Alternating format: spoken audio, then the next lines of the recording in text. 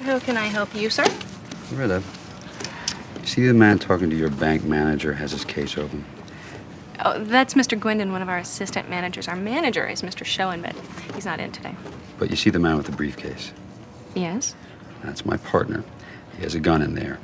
And if you don't do exactly what I tell you, or if you give me any kind of a problem at all, I'm going to look over at my partner, and he's going to shoot your Mr. Gwendon between the eyes. The film opens with Jack Foley, a seasoned bank robber, storming out of an office building in Miami, Florida. Frustrated, he rips off his tie and throws it down. Spotting a big bank across the street, he impulsively decides to rob it. Jack calmly surveys the bank's interior and initiates the heist. He approaches the front desk and tells the cashier that the man sitting with the bank manager is his partner in crime. But you see the man with the briefcase? Yes? That's my partner. He has a gun in there. He warns her that if she doesn't comply, his partner will kill the manager and then her. Terrified, the cashier hands over the money and retreats to a corner. Jack reassures her she did well and exits the bank. As he leaves, he politely nods to the man he claimed was his partner, who is actually just a regular customer. After the quick robbery, Jack heads to his car, but it won't start. Shortly after, 2 police officers arrive and arrest him. The story then jumps back to 2 years earlier, when Jack Foley is serving time at a correctional facility in Florida. After playing a game of basketball with other inmates, he takes a break and observes the older prisoners, silently promising himself that he won't end up like them. He notices fellow inmates named Chino and Lulu jogging around the yard and chats with them afterward. He learns about their escape plan, which has been moved up because the prison is building a new security fence that extends beyond their tunnel's exit. Jack discreetly informs a guard about the escape plan and arranges to meet him in the chapel later that night to provide more details. These fellas are going out of here. What if I tell you where and when? He then calls his ex-wife Adele, who he gets along well with, and asks her to send his friend Buddy Bragg to pick him up that night. Although Adele is worried about the risks, Jack reassures her that he has a different plan in mind. The scene shifts to Miami. U.S. Marshal Karen Sisco is having lunch with her father, a retired marshal. For her birthday, he gives her a Sig Sauer P232 pistol and shares his worries about her relationship with Ray Nicolette, who is also a U.S. Marshal.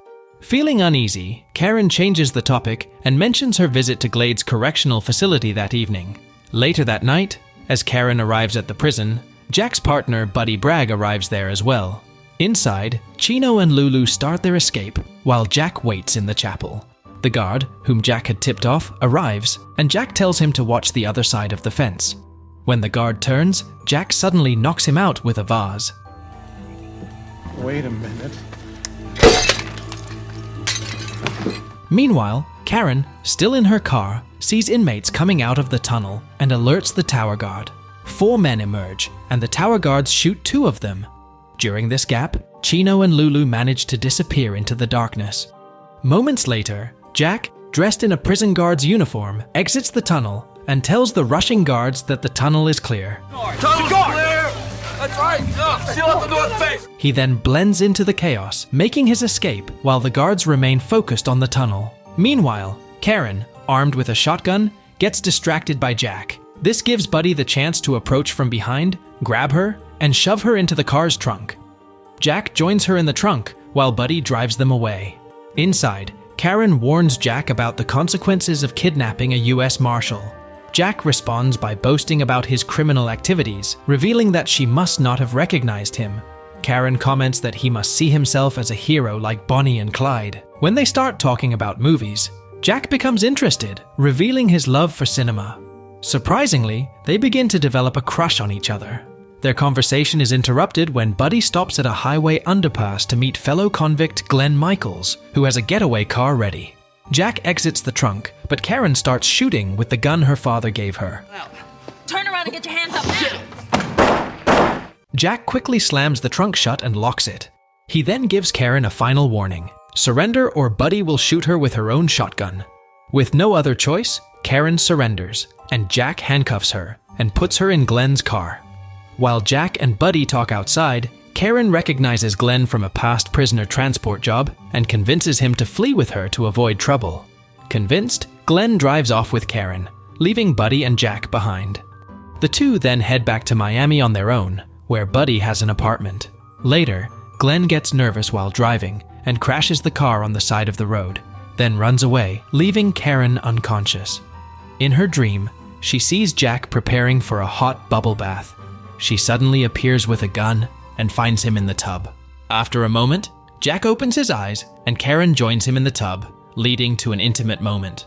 The scene abruptly shifts to Karen waking up in a hospital bed with her father by her side. Her inexperienced boss, Daniel Burden, arrives to question her about the incident. Karen explains that she had met Glenn years ago during a prisoner transfer and used that connection to persuade him to abandon Buddy and Jack. However, they argued about the best route to Miami, causing Karen to grab the steering wheel. This led to the car crashing into a barrier, and the impact knocked her out. Though Burden is skeptical, he decides to drop the matter. Meanwhile, at Buddy's apartment, Jack goes through Karen's purse. Buddy wants to leave town immediately, but Jack wants to see Karen one more time. He calls her at home, and she tries to convince him to turn himself in. When Buddy speaks in the background, Karen recognizes his voice. Realizing she might trace their location, Jack hangs up the phone. Jack then recalls telling Chino about his ex-wife Adele, and suspects Chino will come looking for him there to seek revenge for almost ruining their escape plan. He also knows the US Marshals will soon find Adele. So, Jack and Buddy decide to warn Adele before heading to Detroit. When they arrive at Adele's place, Jack sees Karen getting out of her car to meet his ex-wife. Relieved that Adele is safe, they return to the apartment to prepare to leave town. Meanwhile, Chino tracks down Adele's house. As Karen questions Adele about Jack, Chino arrives, opens on the door, and breaks in.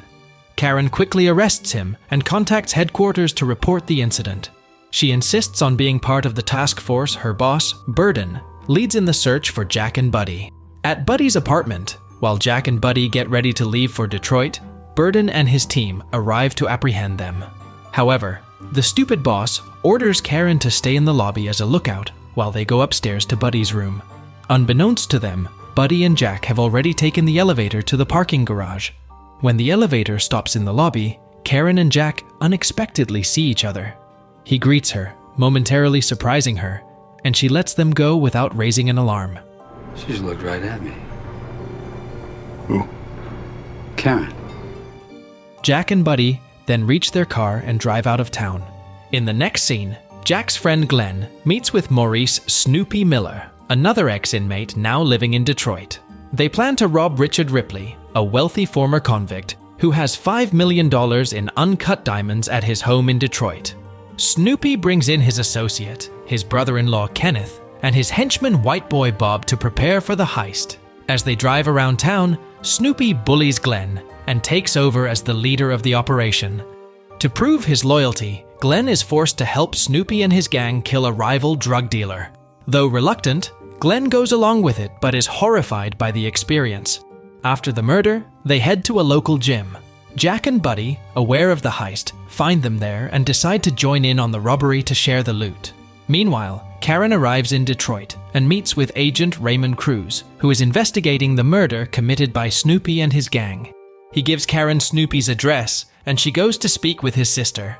Although Snoopy's sister hasn't seen him in months, she knows he loves boxing and might be at the State Theater matches the next night. In the next scene, Jack and Buddy are seen watching Ripley's apartment.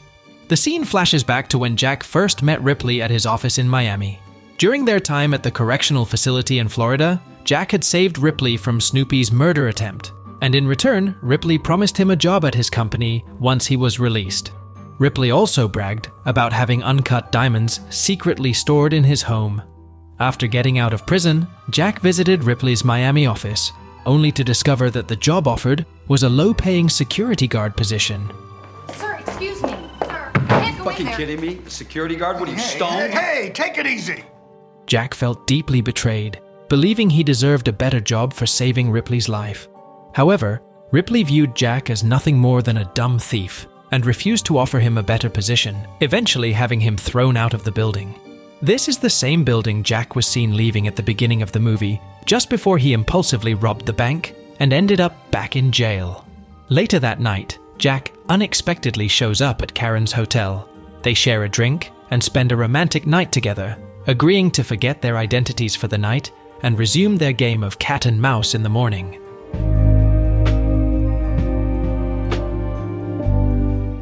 The next morning, Karen wakes up alone, finding that Jack has left her Sig Sauer pistol, which he took from her in Florida as a souvenir.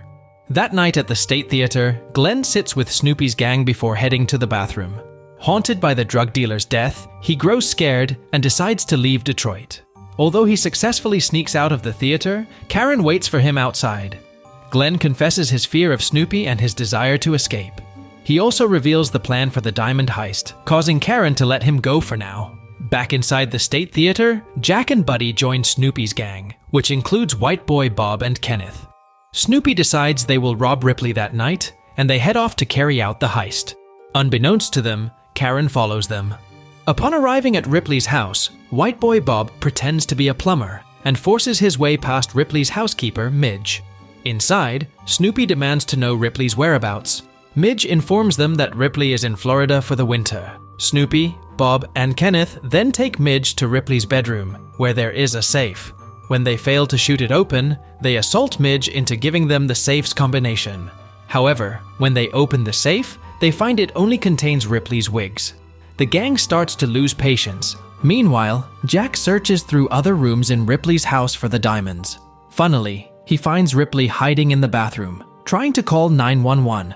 Buddy joins them, and Ripley tells them the diamonds are hidden in the fish tank. Jack urges Buddy to take the diamonds and leave quickly before Snoopy and his gang arrive. Remembering their good old time in prison together, Jack spares Ripley's life. After securing the diamonds in their van, Jack instructs Buddy to drive off with them, deciding to stay behind to protect Midge from Snoopy and his goons. Buddy warns him to be careful, hands him a gun, and drives away. Jack returns to the house and finds Kenneth attempting to rape Midge. When Kenneth opens fire, Jack shoots back and critically injures him. As Jack turns, White Boy Bob appears at the bottom of the stairs with his gun. However, Bob slips and fatally shoots himself while trying to climb the stairs.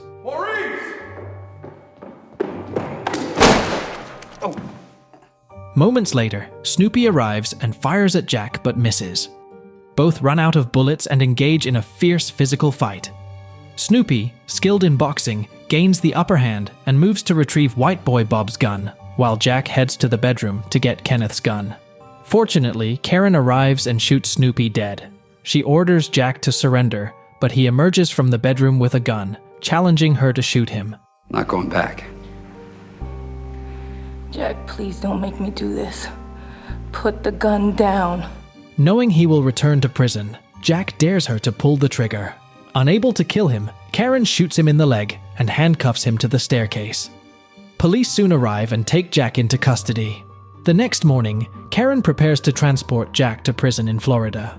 Another prisoner named Hangira Henry joins them in the van and casually mentions he's escaped from prison 9 times.